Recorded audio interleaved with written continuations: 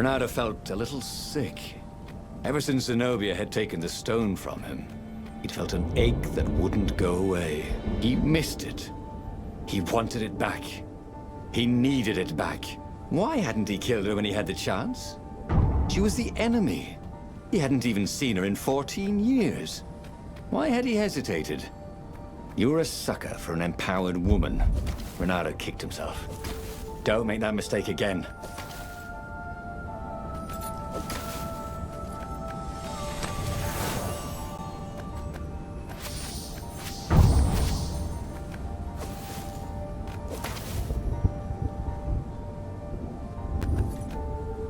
That is a very cool sword, thought Renato.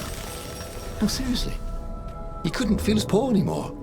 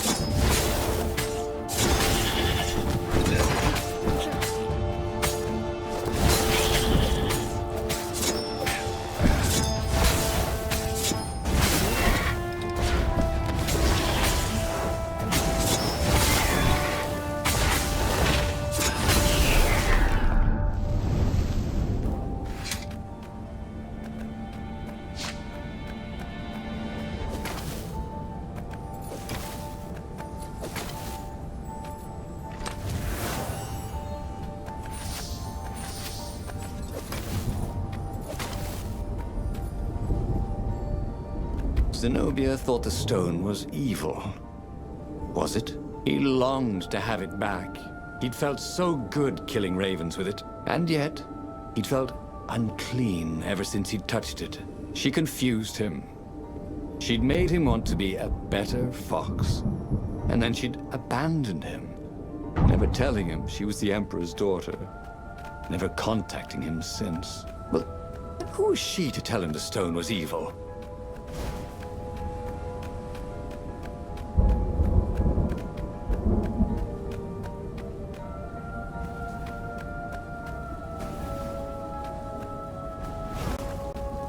There were stickers all over the platform for really hot lady foxes, with pictures and addresses and everything.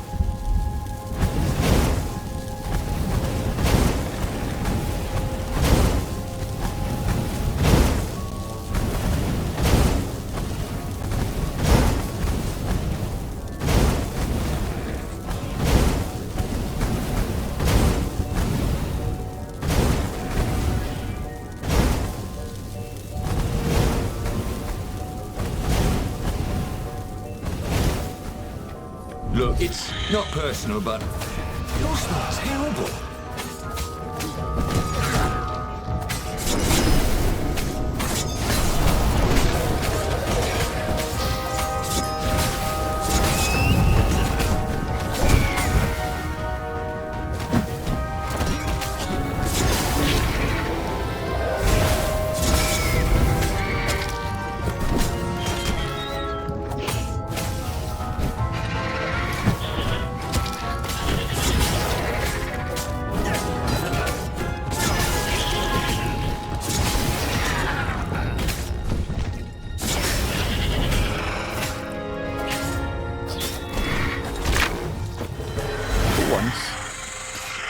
Anything clever to say.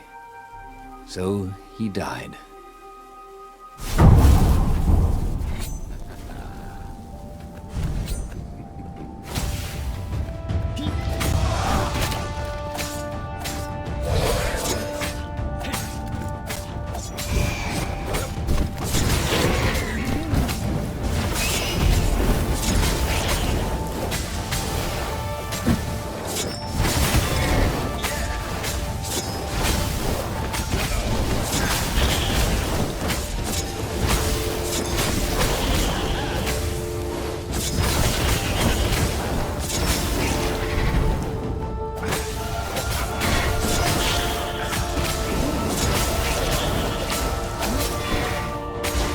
Barely landed a claw on him.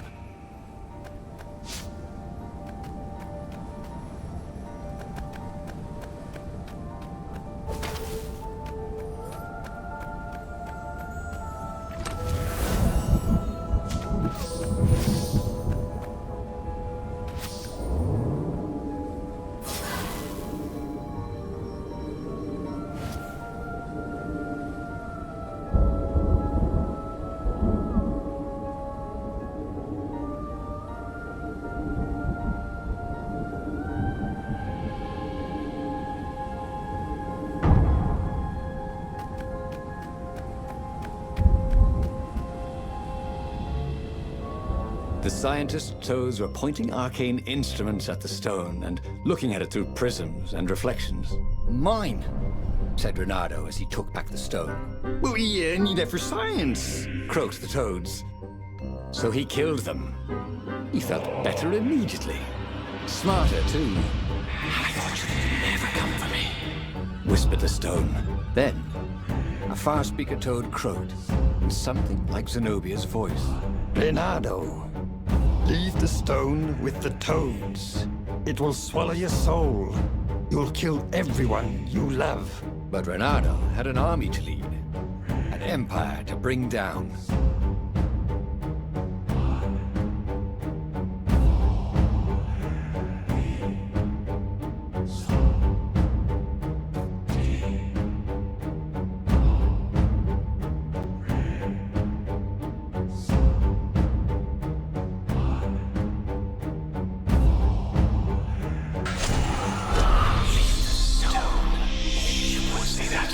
Whispered the stone.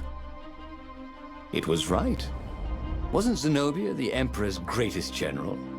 Wasn't Renato fighting for the Rebellion? Of course you wouldn't want him to have it. Wouldn't you make a better emperor than Isaac of the Third? Added the stone. You know what? I would, thought Renato. Or maybe he said it out loud. He would go see the council and lead their armies to victory. All he had to do was call them on the far speaker. Ah, damn. Well, wouldn't they be surprised anyway?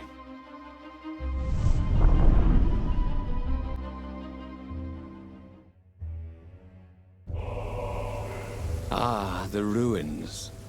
Renato had come there as a kid when it was still the fabulous city of Ubar, before the Emperor's ravens had come to pillage ancient books from its library and destroyed it. Now the rebel council lay hidden underneath the ruins. And between here and there, all these ravens to kill. They deserved it for what they'd done to the city. And the faster he could kill them, the more of a rush they gave him.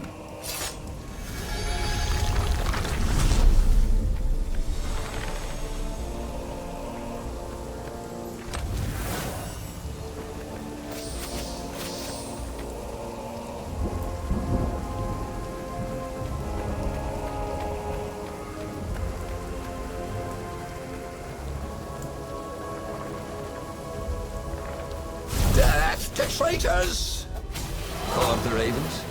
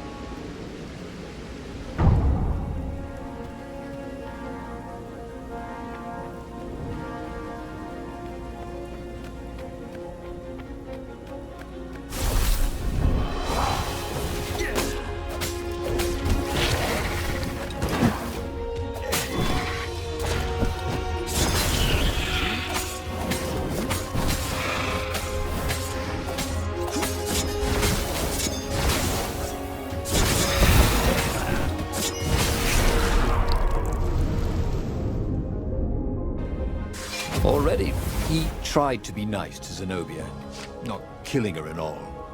And what did she do?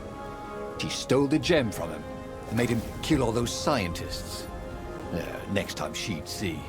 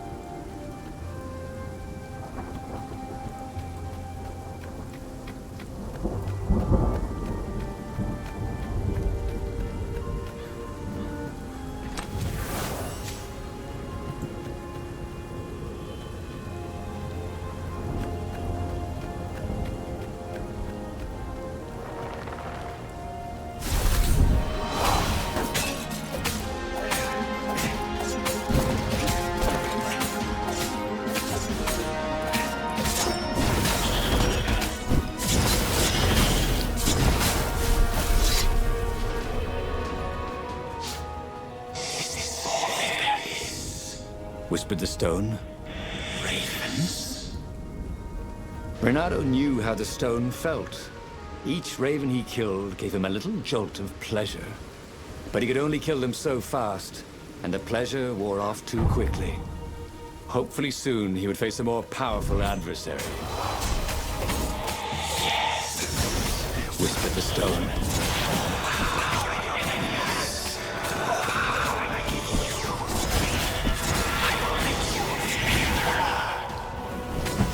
But not with a bunch of mangy ravens.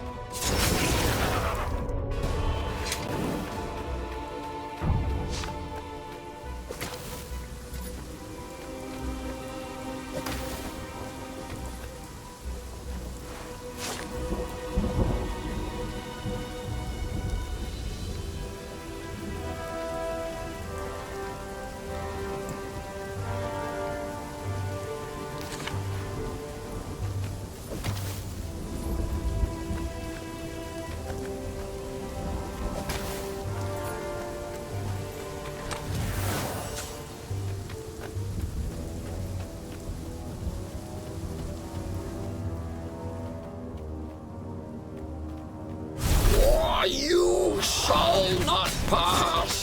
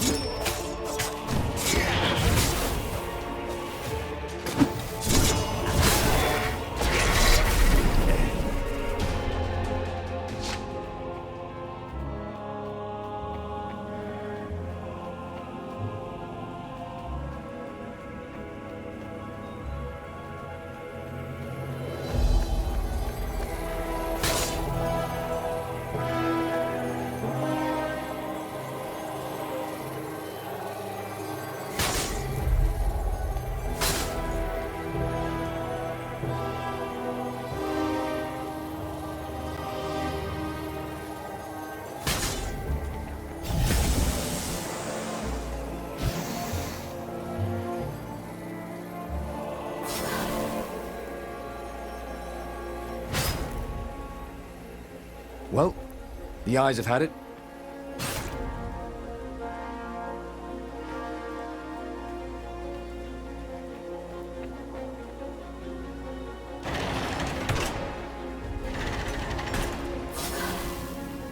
The long stairs. So he was close to the rebel base. Nothing was on fire. So far, so good.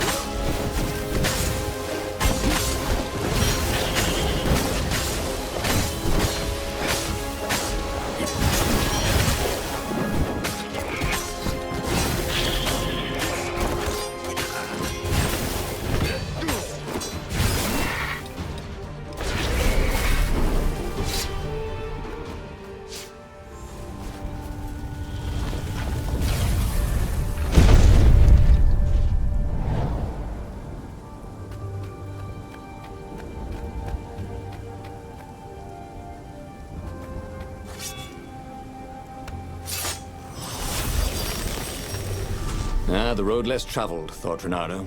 How intriguing.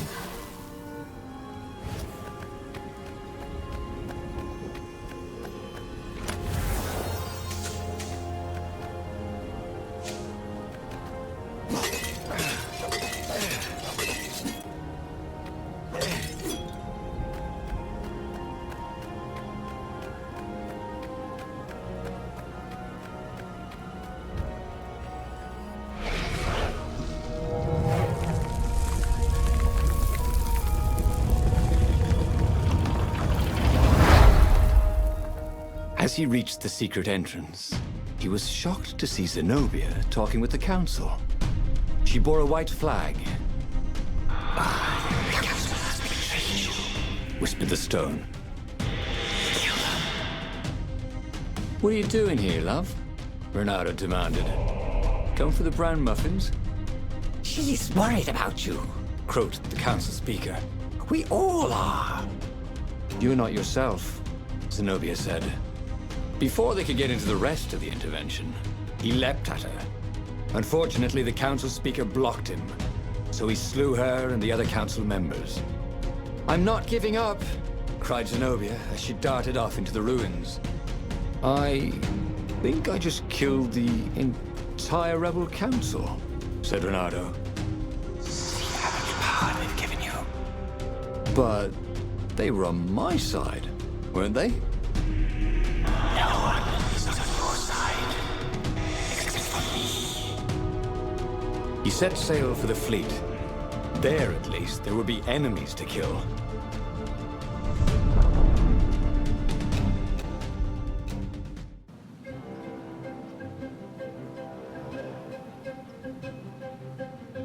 Unless that was the Iblis-Stone talking. He could never be sure. Anyway, who needed other rebels here? They'd only get in the way. A true hero fights alone after he's got all his friends killed.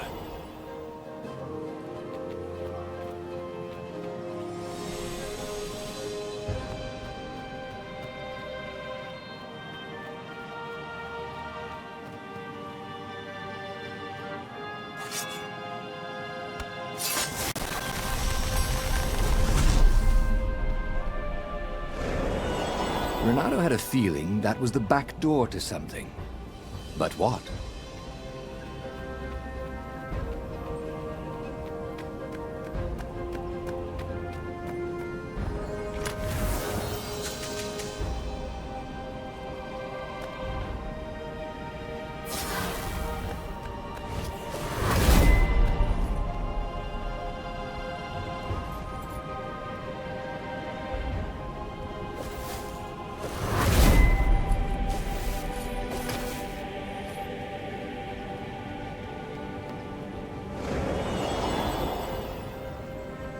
The world was so beautiful.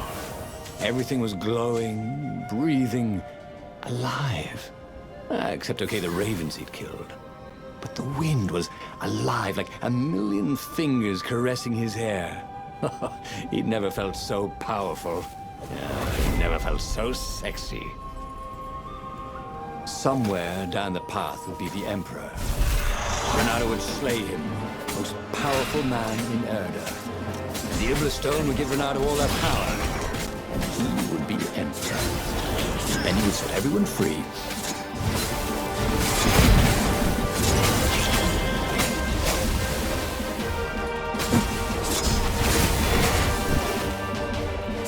Renato danced around the room yelling, oh yeah, that's how we do it.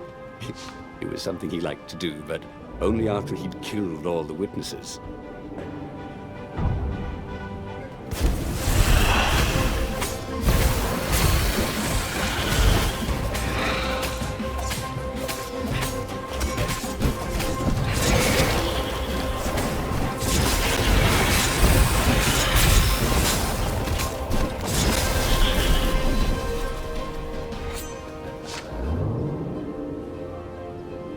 What did you do if one of these platforms stalled?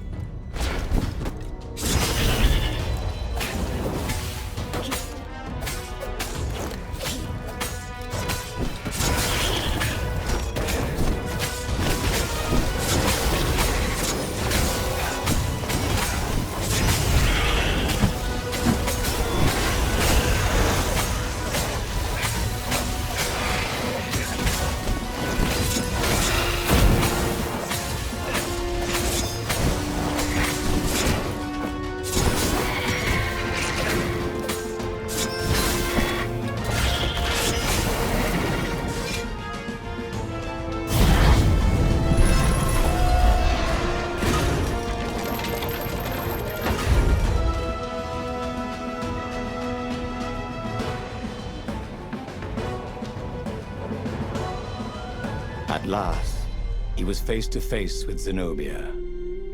She was still unarmed. No fire crackled from her claws. Excellent.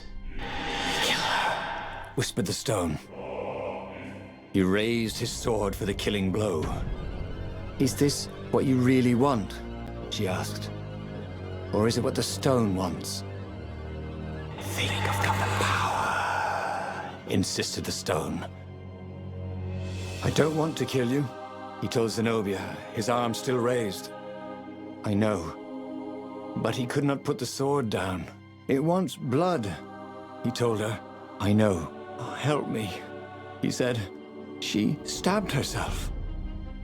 Take my blood, she said. No, you mustn't. Cried the Iblis-Stone. Oh no! Why did you... He ran to embrace her, and she plunged her bloody dagger into his heart. Why? He said. We'll be together in the halls of the valiant, she said. I love you, he said. Thank you. And the Iblis-Stone screamed, and then it began to glow. It burst into flames. It burned like an ember. And then it was ash that blew away in the wind. And Zenobia and Renato died in each other's arms. He should go back to some of the choices he'd faced before. Maybe there were new paths that had opened up, like those doors he was opening up all over the map that took him to new treasures and around his enemies. But he'd learned another true thing. Zenobia still had feelings for him.